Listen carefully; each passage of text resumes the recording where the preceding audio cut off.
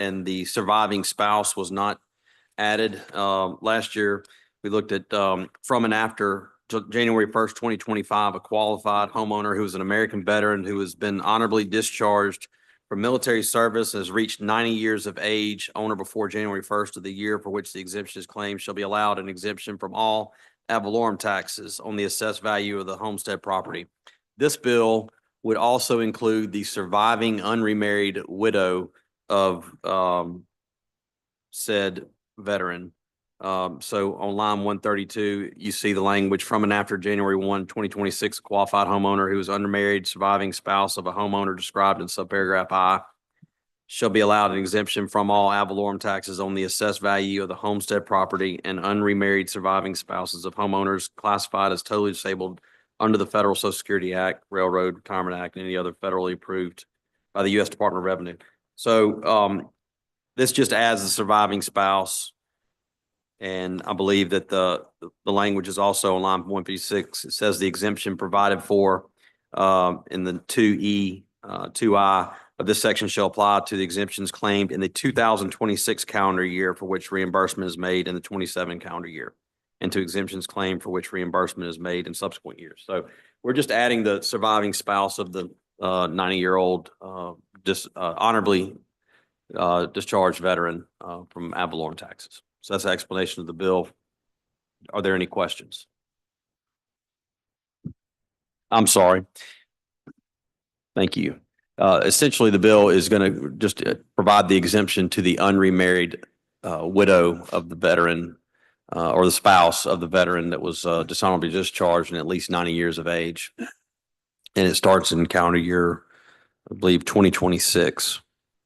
So are there any questions? Seeing none, for a motion. Motion is title sufficient, do pass. All those in favor signify by saying aye. Aye. All opposed? The ayes have it. That bill be reported out. Next on the agenda is House Bill 919. Senator Johnson, you're recognized to explain. Thank you, Mr. Chairman. In your packet, you have two House Bill 919s. We have a Senate strike all, but we're going to go with the Senate strike all only added a reverse repealer to the House bill. We don't think that we need to do that, so we're just going to bring up the House bill as it came from the House. And so on that bill, it's the same language that we passed in the Senate, which clarifies in the code that the definition of hotel for purposes of collecting tax will include third-party apps or vendors that broker in things like a VRBO or Airbnb properties. There's some of those are collecting the tax and paying it, and some are not. And this is just to clarify that the intent is that any short-term rental should apply, but we're putting that burden on that third-party app or vendor instead of the actual homeowner that's maybe in Mississippi. And that's an explanation of what the bill does. Are there any questions on the bill? Yes, sir. Senator Kirby for a question.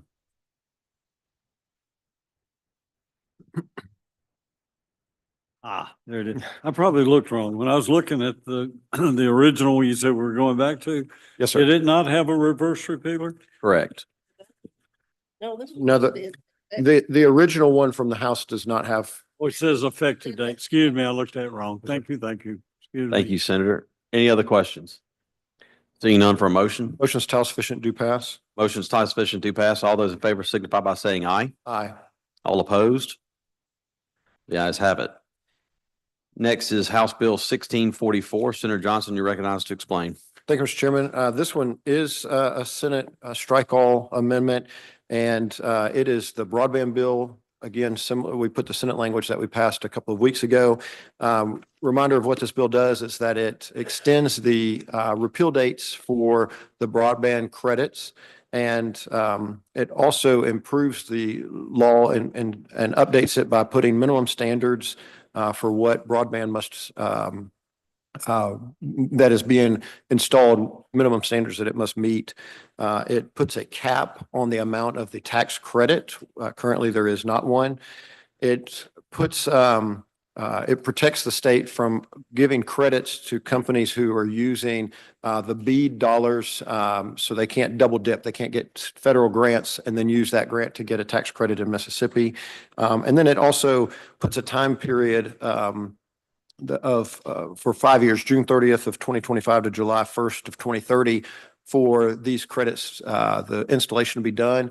This helps protect us from this being ongoing, and where we may get 6G or better speeds available, but have a minimum standard that people meet that is not up to the market. We can change the law, update the law so that we can demand a better minimum standard.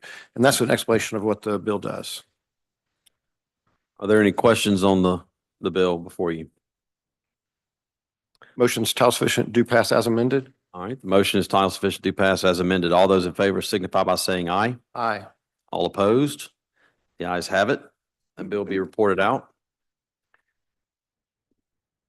Next is House Bill 1894. This is the House bond bill.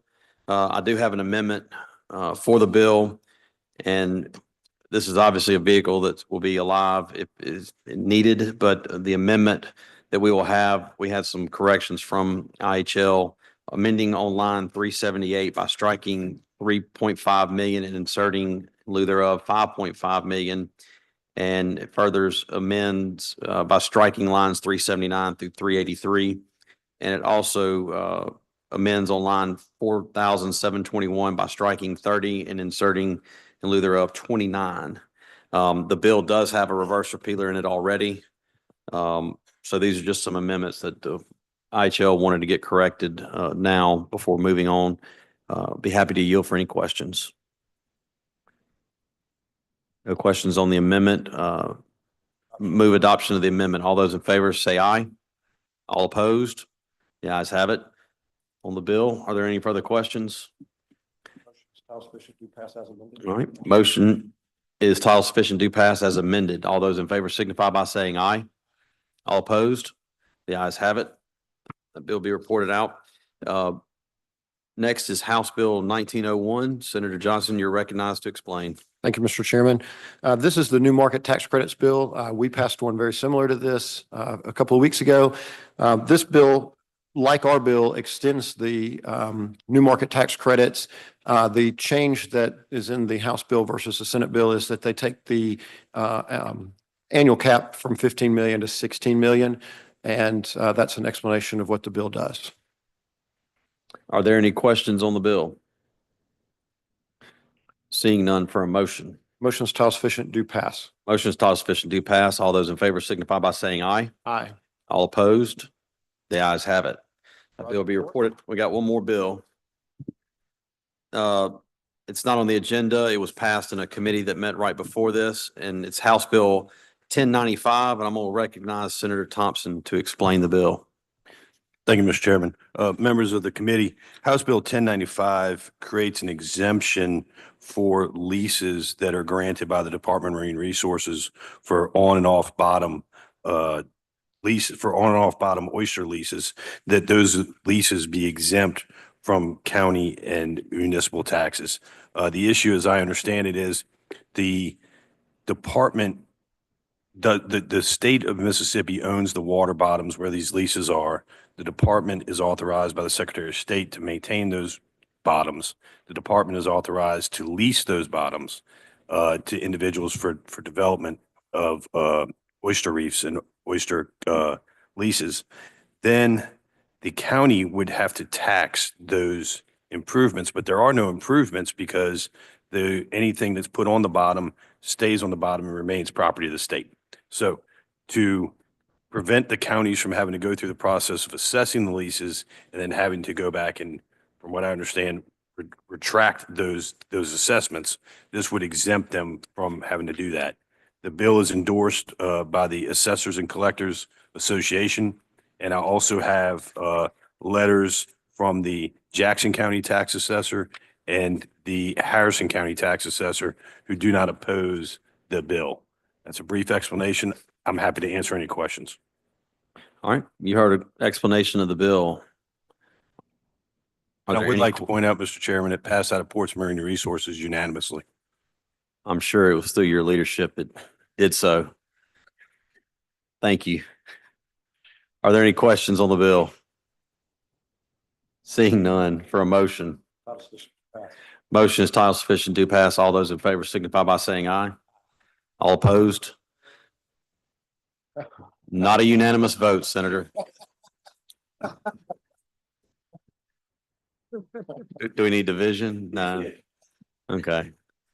Motion carries. That bill will be reported out. Motion to Thank you, rise and report. All those in favor say aye. All opposed? Ayes have it. Fun in Nashville.